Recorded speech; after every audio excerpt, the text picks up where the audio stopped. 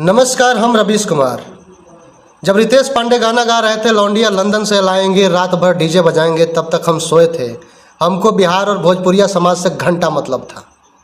हमको कोई मतलब नहीं था भोजपुरिया समाज से।